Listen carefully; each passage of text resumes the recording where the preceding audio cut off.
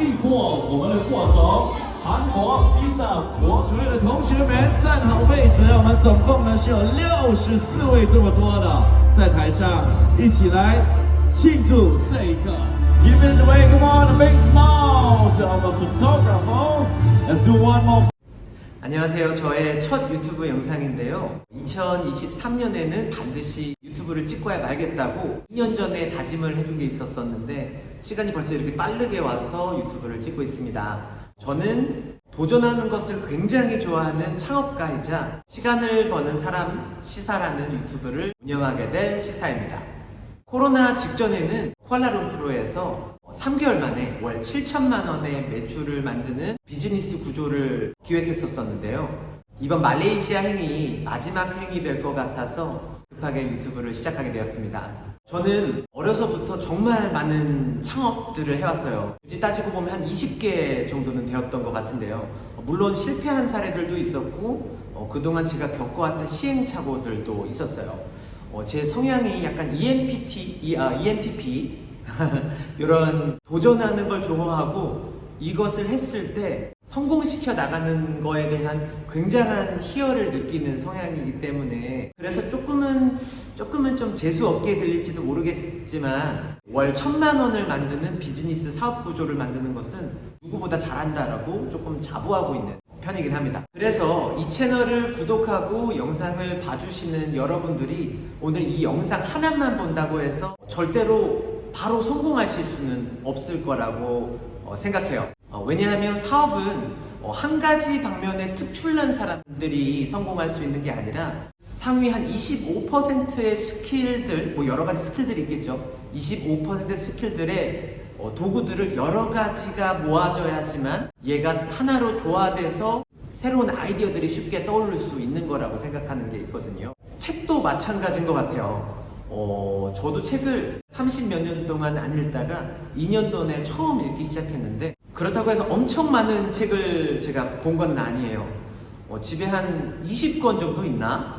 근데 그 중에서는 한 권에 한 8번, 9번 본 책들도 많아요. 제 책을 보면 너덜너덜해질 정도로 막 접어놓은 상황들이 많은데요.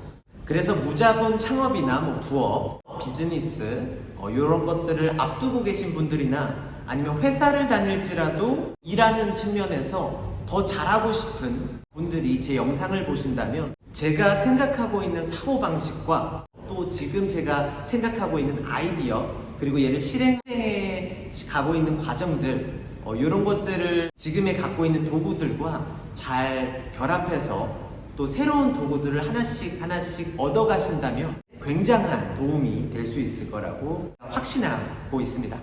제가 아까 영상 나왔죠? 예뻐져.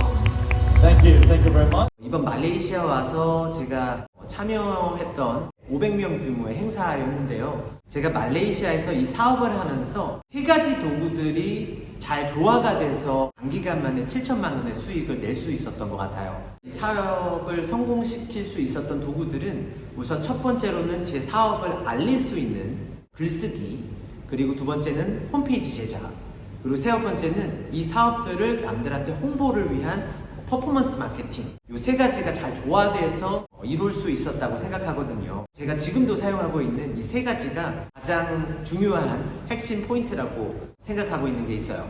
글쓰기는 2010년도부터 제가 학원을 운영할 때 구글이나 네이버에 홈페이지를 홍보시키기 위한 것 중에 SEO 검색 엔진 최적화라는 게 있는데 인터넷에서 정보를 찾아보면서 진행을 했었어요. 그때 이제 처음 알았죠. 노출이 된다고 해서 문의가 오는 건 아니구나. 어떻게 하면 이 글을 통해서 내 서비스가 충분한 가치가 있다고 생각할 수 있는 글쓰기가 더욱 중요한 거구나 라는 것을 깨닫고 그때부터 지금까지 글쓰기는 계속 해왔던 것 같아요. 그래서 글쓰기만큼은 조금 자신 있어 하는 게 있어요.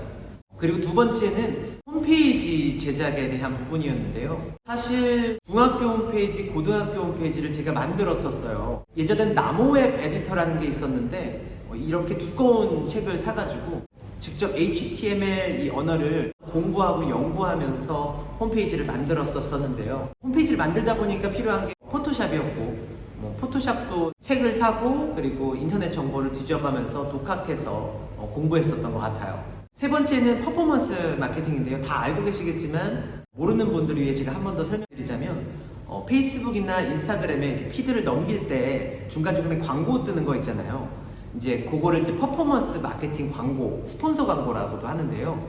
이 더 알아보기를 클릭해서 이 글만 읽으면 무조건 문의가 올 수 있는 글쓰기를 해놓고 홈페이지에 유입을 해서 문의를 끄는 방법, 요거였어요. 사실 지금 와서 생각해보면 글쓰기나 홈페이지나 퍼포먼스 마케팅 이 세 가지가 그 당시 너무 허접했구나 라는 생각을 하게 되는데, 왜냐하면 그때부터 지금까지 저는 꾸준히 매일매일 글쓰기를 해왔고 홈페이지 제작이나 퍼포먼스 마케팅 부분도 훨씬 더 발전했을 테니까요.